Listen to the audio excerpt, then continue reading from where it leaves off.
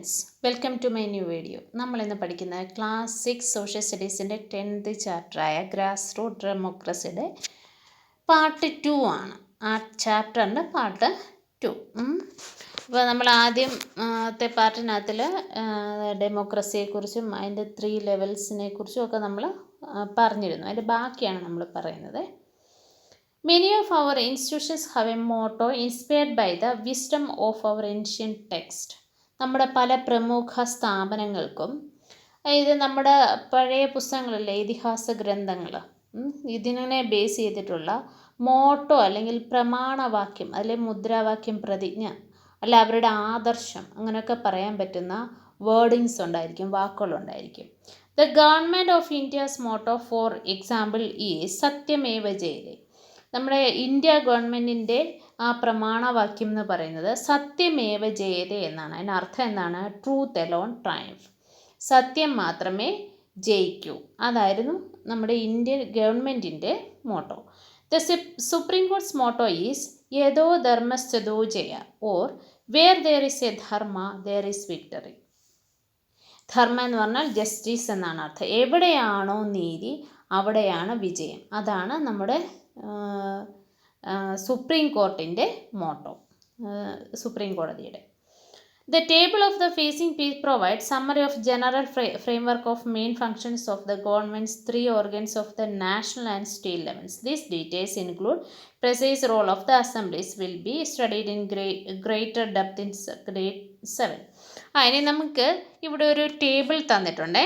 ആ ടേബിളിൽ ഓരോ, അതായത് ഇപ്പം നമ്മൾ പറഞ്ഞ ജുഡീഷ്യറി, ലെജിസ്ലേച്ചർ, അതിൻ്റെയൊക്കെ പല ഇതിൻ്റേതും നമുക്ക് അതിൻ്റെ പല പല ഭാഗങ്ങൾ അല്ലെങ്കിൽ അവരെന്തൊക്കെയാണ് അല്ല ഏതൊക്കെ രീതിയിലാണ് നമ്മുടെ ഡെമോക്രസിക്ക് വാല്യൂ ആവുന്നതെന്ന് നോക്കാം. ജുഡീഷ്യറി എന്ന് പറയുന്നത് അറിയാമല്ലോ, ഞാൻ പറഞ്ഞായിരുന്നു, നിയമങ്ങൾ, അതാണ് ജുഡീഷ്യറി. നമ്മുടെ കോടതി, അത് ഓൾ ഇന്ത്യയെ സംബന്ധിച്ച് ഇന്ത്യയിലെ എല്ലാ ഏറ്റവും ഉന്നത നീതിപീഠം എന്ന് പറയുന്നത് സുപ്രീം കോർട്ടാണ്, സുപ്രീം കോർട്ട് ഓഫ് ഇന്ത്യ. അതേസമയം സ്റ്റേറ്റിലാണെങ്കിൽ അത് ഹൈക്കോടതികളാണ്, ഹൈക്കോർട്ട്. ഇനി ലെജിസ്ലേച്ചർ ആണെങ്കിൽ നാഷണൽ ലെവലിൽ 2 ഹൗസസ് ആണുള്ളത്, ഒന്ന് ലോക്സഭ ആൻഡ് രാജ്യസഭ. ഈ ലോക്സഭയും രാജ്യസഭയുമാണ് നാഷണൽ ലോസ് എല്ലാം, അതായത് ഇന്ത്യക്ക് വേണ്ടിയിട്ടുള്ള എല്ലാ നിയമങ്ങളും എഴുതുന്നത്. ആൻഡ് സ്റ്റേറ്റ് ലെവലിലാണെങ്കിൽ 1 state assembly or Vidhan Sabha. Notice that most states have single assembly, a few states have 2. നമ്മുടെ സ്റ്റേറ്റിനാണെങ്കിലുള്ളത് ഒരു സിംഗിൾ അസംബ്ലിയാണുള്ളത്, 1 സ്റ്റേറ്റ് അസംബ്ലി. അതിന് പറയുന്ന പേര് വിധാൻ സഭ എന്നാണ്. എന്താണ് ഹൗസ് എന്ന് പറഞ്ഞു കഴിഞ്ഞാൽ ഇവിടെ കൊടുത്തിട്ടുണ്ട് മീനിങ് കേട്ടോ. An assembly when laws are discussed or passed. ഈ ഹൗസ് എന്ന് പറഞ്ഞു കഴിഞ്ഞാൽ ഒരു അസംബ്ലിയാണ്, ഒരു കൂട്ടം ആൾക്കാർ, നമ്മൾ ജയിപ്പിച്ച് വിടുന്ന റെപ്രസെൻറ്റേറ്റീവ്സ് ഉണ്ടല്ലേ, നമ്മുടെ റെപ്രസെൻറ്റേറ്റീവ്സ്, അവർ ചെന്ന് ഒരു ഗ്രൂപ്പായിട്ടിരുന്ന് നമുക്ക് വേണ്ടിയ നിയമങ്ങളും കാര്യങ്ങളും ഒക്കെ ചർച്ച ചെയ്ത് പാസ്സാക്കുന്നതിന് സ്ഥലമാണ്, അല്ലെങ്കിൽ അതിന് പറയുന്ന പേരാണ്, അസംബ്ലിക്ക് പറയുന്ന പേരാണ് ഹൗസസ് എന്ന്. അപ്പം നാഷണൽ ലെവലിൽ 2 എണ്ണമാണുള്ളത്, ലോക്സഭയും രാജ്യസഭയും. സ്റ്റേറ്റിൽ ഒരെണ്ണമേ ഉള്ളൂ, അതിൻ്റെ പേര് വിധാൻസഭ എന്നാണ്. ഇനി എക്സിക്യൂട്ടീവ്, ഇപ്പോൾ നമ്മൾ ജുഡീഷ്യറിയും ലെജിസ്ലേച്ചറുമാണ് പറഞ്ഞത്. ഇനി എക്സിക്യൂട്ടീവിനെ കുറിച്ചാണ്. Central government led by the president of India, head and the supreme commander of Indian armed forces, prime minister as a executive head.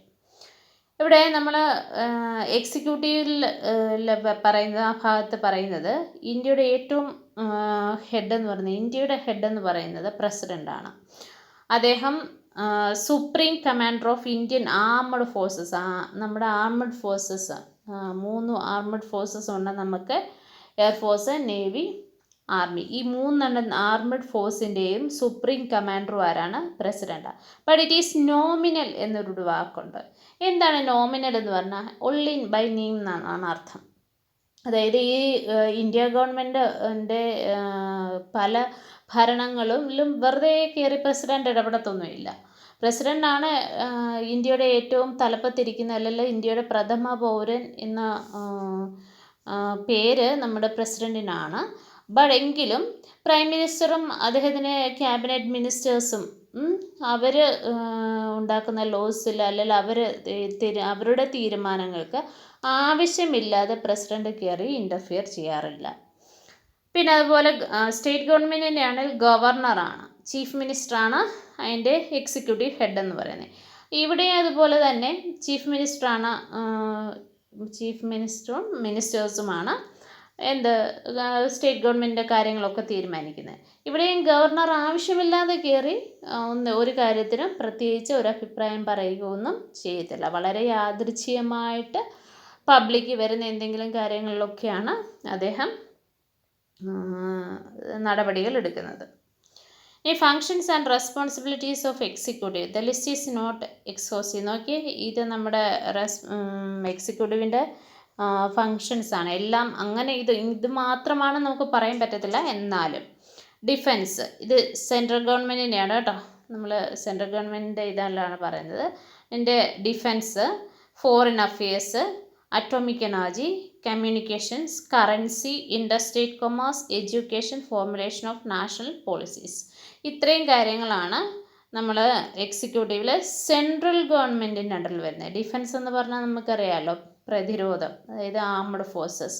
Foreign affairs, അതായത് മറ്റു രാജ്യങ്ങളുമായിട്ടുള്ള നമ്മുടെ നയതന്ത്രപരമായ കാര്യങ്ങൾ. അറ്റോമിക് എനർജി, ദെൻ കമ്മ്യൂണിക്കേഷൻ വാർത്താവിനിമയം. കറൻസി, രൂപയെക്കുറിച്ചുള്ള കാര്യം. ഇൻ്റർസ്റ്റേറ്റ് കൊമേഴ്സ്, അതായത് രണ്ട് സ്റ്റേറ്റുകൾ തമ്മിലുള്ള ഏത് തർക്കങ്ങളും നമ്മൾ സെൻട്രൽ ഗവൺമെൻറ്റാണ് പരിഹരിക്കാറുള്ളത്.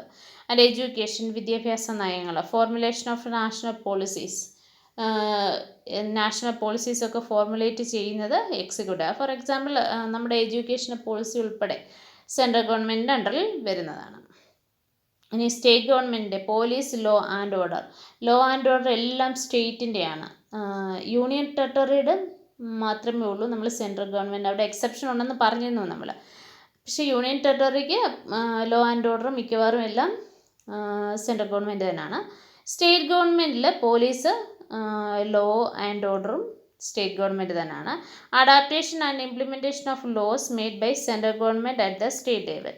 ഇനിയും സെൻട്രൽ ഗവൺമെൻറ് ഒരു ലോ പാസ്സാക്കിയാൽ അത് നമ്മൾ സ്റ്റേറ്റ് ഗവൺമെൻറ് നടപ്പിലാക്കണം, ഓരോ സ്റ്റേറ്റും. അപ്പോൾ ആ നടപ്പിലാക്കുന്ന ജോലി സ്റ്റേറ്റ് ഗവൺമെൻറ്റിനുള്ളതാണ്. പബ്ലിക് ഹെൽത്ത്, നമ്മുടെ ആരോഗ്യം. Education, agriculture, irrigation. അഗ്രികൾച്ചർ എന്ന് പറഞ്ഞാൽ കൃഷി, ഇറിഗേഷൻ എന്ന് പറഞ്ഞാൽ ജലസേചനം. ലോക്കൽ ഗവൺമെൻറ്റിൻ്റെ കാര്യം. ലോക്കൽ ഗവൺമെൻറ് എന്ന് നമ്മൾ പറഞ്ഞാൽ ഇപ്പോൾ പഞ്ചായത്ത്, മുനിസിപ്പാലിറ്റി അങ്ങനെയൊക്കെയുള്ള ലോക്കൽ ഗവൺമെൻറ്റുകളുണ്ടല്ലോ, അതിനെക്കുറിച്ചുള്ള കാര്യങ്ങളെല്ലാം ചെയ്യുന്നത് സ്റ്റേറ്റ് ഗവൺമെൻറ്റാണ്. നമുക്ക് വളരെ പ്രിയങ്കരനായിട്ടുള്ള ഇന്ന് ജീവിച്ച് ഇരിപ്പില്ലാത്ത ഒരാളെക്കുറിച്ചാണ് നമ്മളിപ്പോൾ പറയുന്നത്. ഡോക്ടർ APJ അബ്ദുൽ കലാം, നമ്മുടെ എക്സ് പ്രസിഡൻ്റ് ആയിരുന്നു. അദ്ദേഹത്തെക്കുറിച്ച് പറയാം. Born in humble family in Rameshwaram, Tamil Nadu in 1931, Dr. APJ Abdul Kalam was the renowned scientist nicknamed as the Missile Man of India. 1931 തമിഴ്നാട്ടിൽ രാമേശ്വരം എന്ന് പറയുന്ന സ്ഥലത്ത് ജനിച്ച ആളാണ് APJ അബ്ദുൽ കലാം. അദ്ദേഹത്തെ മിസൈൽ മാൻ ഓഫ് ഇന്ത്യ എന്നും അറിയപ്പെടുന്നുണ്ട്. And missile programmes and nuclear capabilities. ഇദ്ദേഹത്തിന് ന്യൂക്ലിയർ കേപ്പബിലിറ്റിയിലും മിസൈൽ ഉണ്ടാക്കുന്നതിലുമൊക്കെ വളരെയധികം ഇന്ത്യ ഗവൺമെൻറ്റിന് വേണ്ടിയിട്ട് ഒരുപാട് കോൺട്രിബ്യൂഷൻസ് തന്ന ആളാണ്. Doctor Abdul Kalam served as 11th president of India from 2002 to 2007. 2002 മുതൽ 2007 വരെ APJ അബ്ദുൽ കലാം നമ്മുടെ 11ാമത്തെ പ്രസിഡൻ്റായിരുന്നു. Despite his high status, he remained deeply connected at the people and the youth in particular through his passion for good education and innovation. മറ്റ് പ്രസിഡന്റുമാരിൽ നിന്നെല്ലാം വളരെയധികം വ്യത്യസ്തനായിരുന്നു നമുക്ക് APJ Abdul Kalam. അദ്ദേഹം അങ്ങനെ ആവാനുള്ള കാരണം അദ്ദേഹം താഴേക്കിടയിലുള്ള ആൾക്കാർ, അതായത് നോർമലായിട്ടുള്ള നമ്മുടെ സാധാരണ ഓർഡിനറി പീപ്പിളുമായിട്ട് വളരെയധികം കോണ്ടാക്റ്റ് ഉള്ള ആളായിരുന്നു, എസ്പെഷ്യലി യൂത്ത്. അദ്ദേഹത്തിന് ഏറ്റവും ഇമ്പോർട്ടൻ്റ് ആയിട്ടുള്ളത് എഡ്യൂക്കേഷൻ എന്ന കാര്യമായിരുന്നു. അപ്പോൾ എല്ലാ ആൾക്കാർക്കും എഡ്യൂക്കേഷൻ എത്തിക്കാൻ വേണ്ടിയിട്ട് അല്ലെങ്കിൽ അതിനു വേണ്ടി അദ്ദേഹം ഒരുപാട് ശ്രമിച്ചിരുന്നു. മോട്ടിവേറ്റ് ചെയ്യിച്ചിരുന്നു അദ്ദേഹം. He inspired millions with his humility, dedication, social causes and commitment to the nation. നമ്മുടെ രാജ്യത്തിന് വേണ്ടിയിട്ട് ഇത്രയധികം സമർപ്പിത മനോഭാവത്തോടെ ജീവിച്ച ഒരു പ്രസിഡന്റ് വേറെ ഇല്ല എന്ന് തന്നെ പറയാം.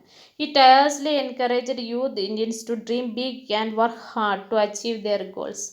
അദ്ദേഹം എപ്പോഴും പറഞ്ഞുകൊണ്ടിരുന്നത് നമ്മളുടെ ഡ്രീമിന് വേണ്ടിയിട്ട് നമ്മൾ വളരെയധികം നമ്മുടെ സ്വപ്നങ്ങൾ സാക്ഷാത്കരിക്കാൻ വേണ്ടിയിട്ട് നമ്മൾ ഒരുപാട് നന്നായിട്ട് കഠിന പ്രയത്നം ചെയ്ത് നമ്മൾ ആ ലക്ഷ്യത്തിൽ എത്തിച്ചേരണമെന്ന് അദ്ദേഹം എപ്പോഴും മോട്ടിവേറ്റ് ചെയ്തിരുന്നു. Doctor Kalam showed that even though his position as a president of India was nominal, he could play an important role impacting countless life.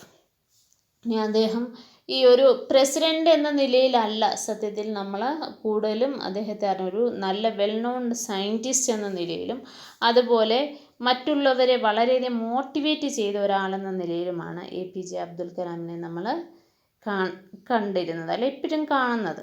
അദ്ദേഹം നിന്ന് കുറച്ച് മോട്ടിവേഷണൽ വേർഡ്സ് ഇവിടെ കൊടുത്തിട്ടുണ്ട് കേട്ടോ.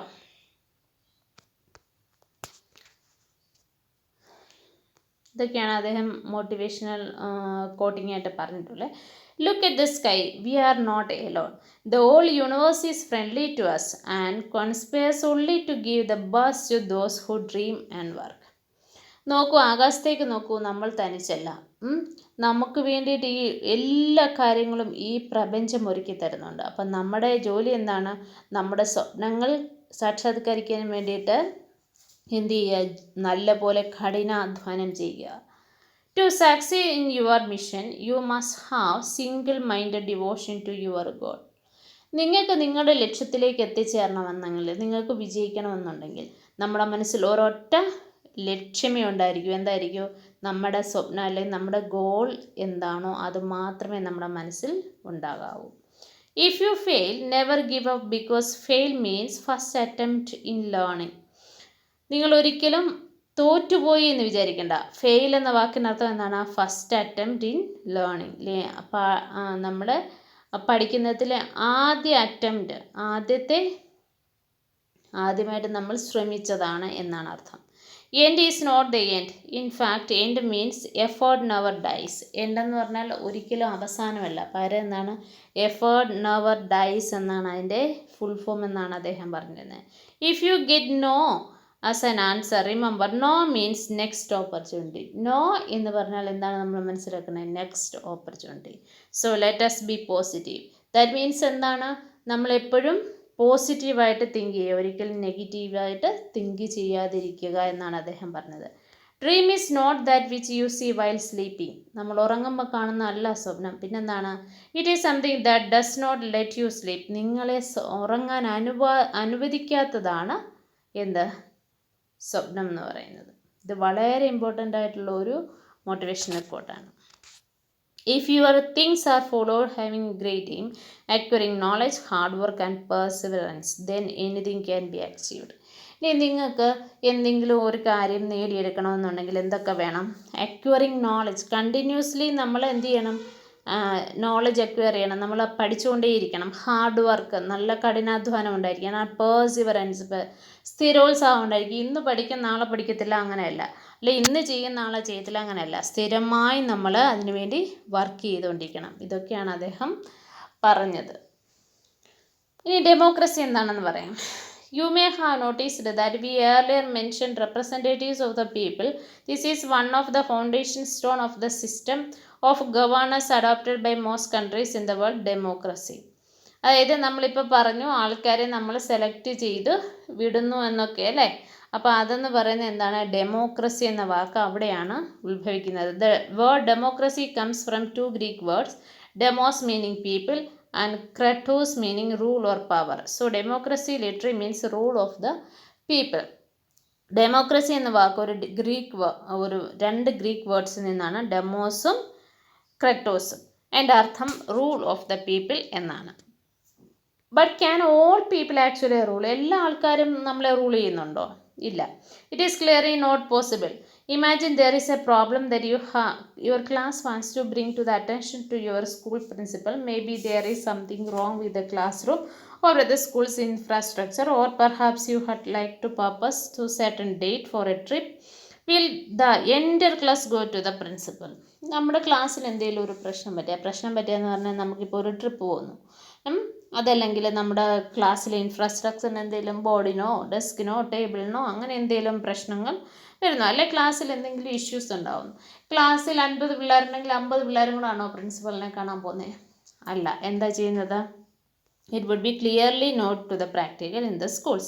Classes have class monitor or class representative whom the whole class selected. Even if there is none, one representative can be selected to the specific purpose. It will be enough to send the representatives to the principal. നമ്മൾ എന്താ ചെയ്യുന്നത്? Class monitor അല്ലെങ്കിൽ class leader അല്ലെങ്കിൽ class representative എന്ന് പറയുന്ന ഒരാളുണ്ടായിരിക്കും. ആ കുട്ടിയായിരിക്കും പ്രിൻസിപ്പലെ കണ്ട കാര്യങ്ങളൊക്കെ സംസാരിക്കുന്നത്. It is the same principle at the state or national level. നമ്മൾ നാഷണൽ ലെവലിലും സ്റ്റേറ്റ് ലെവലിലും ഇത് തന്നെയാണ് സംഭവിക്കുന്നത്. Through elections people vote for representatives who will be elected members of the representative assemblies. They are generally called members of legislative assembly and members of the parliament. അതായത് national ലെവലിലേക്ക് നമ്മൾ select ചെയ്യുന്ന ആളിനെ member of parliament MP എന്നും, state ലെവലിലേക്ക് നമ്മൾ select ചെയ്യുന്ന ആളിനെ മെമ്പേഴ്സ് ഓഫ് ലെജിസ്ലേറ്റീവ് അസംബ്ലി എന്നും പറയുന്നു. All these members discuss laws, problems and solutions in the assemblies, and through dialogues and debate try to convince each other whenever they different opinion. ഇനി ഇവരാണ്, അതായത് MLA-മാരും MP-മാരുമാണ് നമ്മുടെ രാജ്യത്തിന് വേണ്ടിയിട്ട് ലോസ് നിർമ്മിക്കാൻ സഹായിക്കുന്നത്. അവർക്കിടയിൽ എന്തെങ്കിലും പ്രശ്നങ്ങൾ, അതായത് അഭിപ്രായ വ്യത്യാസങ്ങളുണ്ടെങ്കിൽ അത് ചർച്ച ചെയ്ത് പരിഹരിച്ച് നിയമമാക്കി മാറ്റുന്നു. Like any modern democracy, therefore, India is representative democracy. It is also world's largest democracy. ഇന്ത്യയുടെ ഇത് ലാർജസ്റ്റ് ഡെമോക്രസിയാണ്. അതിന് കാരണം എന്താണെന്ന് അറിയാമോ? 970 മില്യൺ വോട്ടേഴ്സാണ് 2024 നമുക്കുള്ളത്. In principle, all Indian citizens have age of 18 have the right to participate in this election. 18 വയസ്സ് ആർക്കും ഇന്ത്യയുടെ ഇലക്ഷനിൽ പങ്കെടുക്കാം. Imagine that your class is planning go for a picnic. There is 2 possible places, A and B. The class discuss the pros and cons, distance, time, cost, availability of basic facilities. It become difficult to arrive at a decision. So your teacher decides voting can solve the problem. The number of students in favor of place A raise their hands. Then the number of students in favor B raise theirs. The decision is taken whenever option get the larger number of raised hands. This process is called voting. This is a case of direct democracy where every student's opinion was taken to finalize the place. ഇനി നമ്മുടെ ക്ലാസ്സിൽ നിന്നൊരു picnic പോകുന്നു. അപ്പോൾ 2 places ആണ് നമ്മളിപ്പം suggest ചെയ്യുന്നതെന്ന് വിചാരിക്കും. അപ്പോൾ കുറേ കുട്ടികൾക്ക് പ്ലേസ് എയിൽ പോകണം, അപ്പോൾ കുറേ കുട്ടികൾക്ക് പ്ലേസ് ബി പോകണം. അപ്പം നമ്മൾ പല കാര്യങ്ങൾ ചിന്തിക്കും. അതായത് ദൂരം, അവിടേക്ക് പോകാനുള്ള ചിലവുകൾ, അവിടെ നമുക്ക് എല്ലാ ഫെസിലിറ്റീസും ഉണ്ടോ, ഇങ്ങനെ എല്ലാ കാര്യങ്ങളും ചിന്തിക്കും. അങ്ങനെ ചിന്തിച്ച് കഴിയുമ്പോഴും ഈ 2 പ്ലേസസ് ഒരുപോലെ ആണെങ്കിൽ എന്ത് ചെയ്യും? നമുക്ക് കുറേ പേര് പറയും അല്ല എ പോയാൽ, വേറൊരു കുറേ പേര് പറയുന്നത് ബി. ടീച്ചർ എന്ത് പറയും? എയിൽ പോകേണ്ടവരെല്ലാം കൈവെക്കാൻ പറയും, ബിയിൽ പോകേണ്ടവരെല്ലാം കൈവെക്കാൻ പറയും. അപ്പോൾ അങ്ങനെ നോക്കുമ്പോൾ ഏറ്റവും കൂടുതൽ ആൾക്കാർ ഏത് പ്ലേസിന് വേണ്ടിയിട്ടാണോ സജസ്റ്റ് ചെയ്ത് ആ പ്ലേസിലേക്ക് പോകും. അപ്പോൾ ഇത് ഡയറക്റ്റ് ഡെമോക്രസിയാണ്. ഇതിപ്പോൾ നമ്മൾ കണ്ടത് ക്ലാസ്സിലെ കാര്യം എന്ന് വെച്ച് കഴിഞ്ഞാൽ ഓരോരുത്തരുടെ ഒപ്പീനിയനും നമ്മൾ എടുക്കുന്നുണ്ട്. 50 കുട്ടികളുണ്ടെങ്കിൽ 50 കുട്ടികളുടെ അഭിപ്രായം നമ്മൾ ആരാഞ്ഞാണ് ചെയ്യുന്നത്. സോ ഇതിനെ നമ്മൾ ഡയറക്റ്റ് ഡെമോക്രസി എന്ന് പറയുന്നു. The term grassroots democracy refers to the system that enables and encourages participation of ordinary citizens. In the basis of the pyramid, we saw it figure 10.4 on page 155. In such system, the citizens have a say in decisions that affect them. ഇപ്പോൾ grass root democracy എന്ന് പറയുന്നത് ഏറ്റവും താഴത്തെ level, അല്ലെങ്കിൽ നമ്മൾ ordinary people, സാധാരണ ജനങ്ങൾ ഡെമോക്രസിയിൽ എങ്ങനെ എന്താ പറയുന്നത് ഇൻവോൾവ് ആകുന്നു എന്നുള്ളതാണ്. അപ്പോൾ നമ്മളൊരു പിരമിഡ് ഉൾപ്പെടെ നമ്മളതിനെ പഠിച്ചതാണ്. We will study more features of Indian democracy in next 2 chapters. അടുത്ത 2 ചാപ്റ്റേഴ്സ് നമ്മൾ കൂടുതൽ പറയുന്നുണ്ട്. പിന്നെ നമ്മൾ വലിയ ക്ലാസ്സുകളിൽ ഇത് പറയുന്നുണ്ട്. അപ്പം നമ്മൾ ആ പിരമിഡ് ഓർക്കുന്നുണ്ടോ നിങ്ങൾ? നമ്മൾ നേരത്തെ പഠിച്ചതാണ് ഗ്രാസ് റൂട്ട് ഡെമോക്രസിയെക്കുറിച്ച്. നമ്മൾ ഇതിനെക്കുറിച്ചാണ് പറയുന്നത്. അപ്പം ഇവിടാണ് നമ്മൾ ഈ ലോക്കൽ ഗവൺമെൻറ് എന്ന് പറയുന്ന ഈ ഭാഗത്താണ് നമ്മൾ ഓർഡിനറി പീപ്പിൾ ഉള്ളത് അല്ലേ. എന്താ പറയുന്നത്, നമ്മൾ വില്ലേജിലും ടൗണിലും എല്ലാ ആൾക്കാരും ഇതിലാണ് വരുന്നത്. പിന്നെ സ്റ്റേറ്റ് ഗവൺമെൻറ് സ്റ്റേറ്റിലുള്ള എല്ലാ ആൾക്കാരും ചേർന്നാണ് സ്റ്റേറ്റ് ഗവൺമെൻറ്. അപ്പോൾ ഈ പിരമിഡാണ് നമ്മൾ ഗ്രാസ് റൂട്ട് ഡെമോക്രസിയുടെ കാര്യം പറഞ്ഞപ്പോൾ ലാസ്റ്റ് പേജിൽ നമ്മളിപ്പം പറഞ്ഞുകൊണ്ടിരിക്കുന്നത് കേട്ടോ. അപ്പോൾ നമ്മുടെ ചാപ്റ്റർ ഇവിടെ തീരുകയാണ്. Thank you and have A nice day. നമുക്ക് പുതിയൊരു ചാപ്റ്ററുമായിട്ട് വളരെ പെട്ടെന്ന് തന്നെ കാണാം. ഓക്കെ.